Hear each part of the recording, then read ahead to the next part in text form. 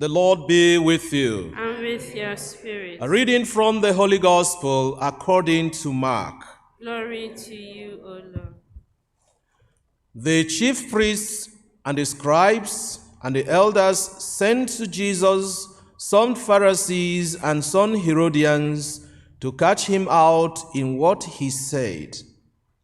These came and said to him, "Master, we know you are an honest man, that you are not afraid of anyone, because a man's rank means nothing to you, and that you teach the way of God in all honesty.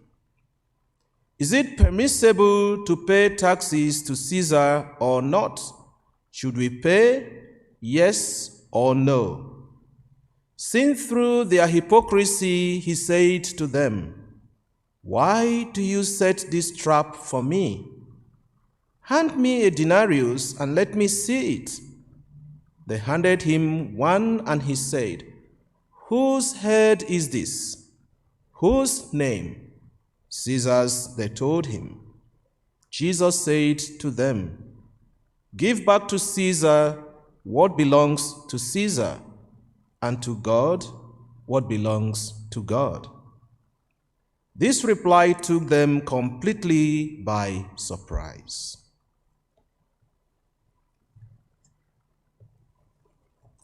The Gospel of the Lord. Praise to you, Lord Jesus Christ.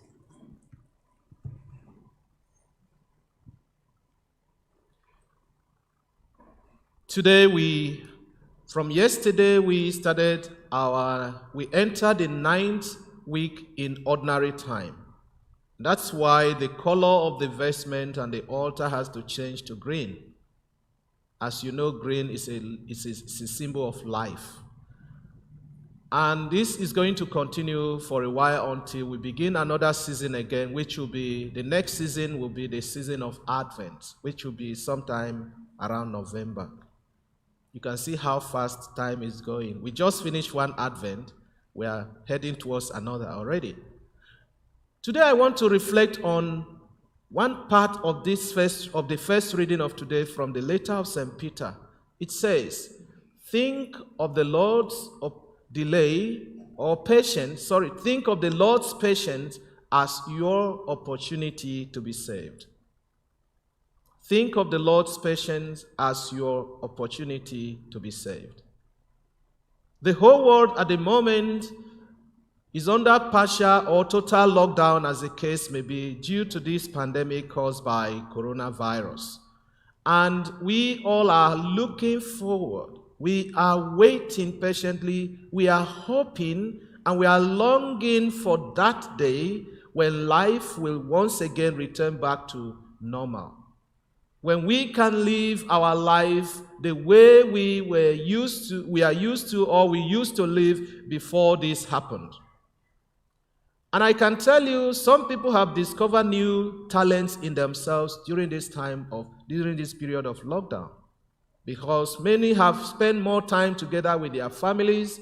Many have spent more time in their home and have seen areas where they need to change, where they need to make improvements, and they have done a lot during this period. But all of us, we are doing this because we don't want to just sit idle, doing nothing. So our waiting during this period of lockdown has been an active waiting for the normal life to begin again, for everything to turn green. And so because of that, we have done so much for ourselves, for our families, and sometimes for our friends. And many people have discovered new things in themselves, what they think they cannot do before, or what they were doing before that is not proper. But I can assure you, some also have come to discover how much alcohol they can consume as well. But the most important thing is we all are waiting and longing for that day when everything will come back to normal. The time of St. Peter, when he wrote his letter, was similar. The apostles, the early Christians, were going through difficult times. They were going through a lot of persecutions, And many of them were like saying, it is taking too long for God to come back, for Jesus to return back, because they were expecting his second coming. They thought it would be as soon as possible, but it wasn't as soon as they expected.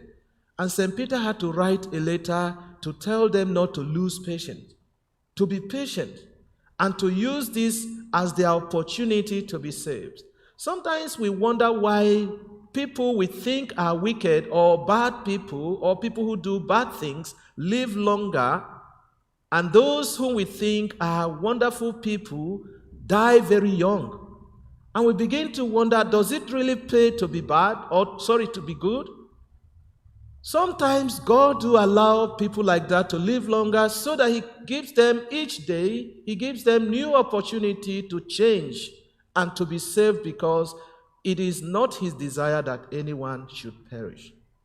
And so, my dear friends, the delay in the coming of Christ should be an opportunity for us to change, should be an opportunity for us to be saved, because each day of our life, God is giving us a fresh opportunity and a new beginning. In our gospel reading today, the Pharisees and the scribes sent two groups of people to Jesus. One were the Herodians, the other the Pharisees, I guess. So when this group of people came, sent by the chief priests and the scribes, the Pharisees and the Herodians, there are two complete different set of people. The Pharisees were against the Roman government that was in charge of them, that occupied their land. But they had no option. They had to constantly and continuously pay taxes to this government, which they don't like. And besides that, they felt the money they were paying in taxation were not used to develop their own place. That money was being used to develop Rome. And so they were not happy paying these taxes, but they have no option. They have to pay. But the Herodians were the ones who give support to the government, so they have some benefits from this taxation and from the government. And so when these two groups came to Jesus, they put a question to him. Is it good to pay taxes to Caesar or not? Should we pay? All we want from you is yes or no. If Jesus said yes, the Pharisees will go back and tell the other group of the Jewish people that Jesus is supporting the government. And he's going to lose so many supporters. And if Jesus said no, don't pay, the Herodians will go and report him to the government, and the police will arrest him. And seeing their hypocrisy, Jesus said to him, let me see the money with which you pay the taxes. And they handed him a coin. And he said to them, whose head is this? Whose image is it? And when they say Caesar's, he said to them, give back to Caesar what belongs to Caesar, and to God what belongs to God. What a very clever answer. Of course, it took them by surprise.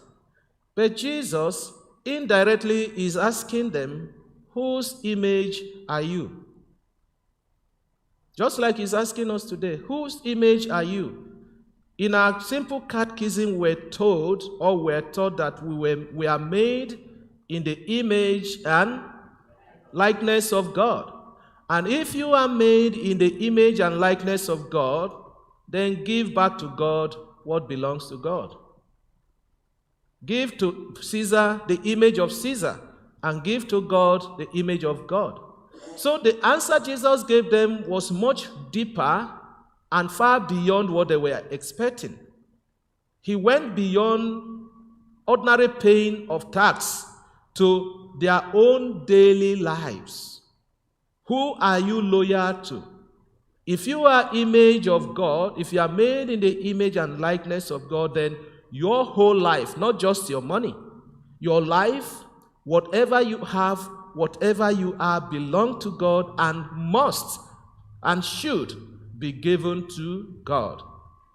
If we bring it home closer to ourselves, if we truly believe we are made in the image and likeness of God, then whatever we are, Whatever we have belongs to God. But the question still remains, do we give ourselves to God in totality? And if we don't give ourselves to God in totality, whose image are we? May God bless you.